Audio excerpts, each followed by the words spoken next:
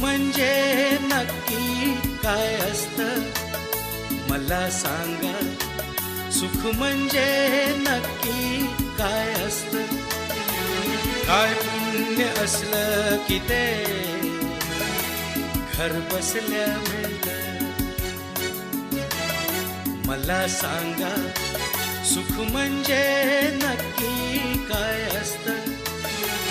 काय पुण्य असलं की ते घर बसल्या मिळतं.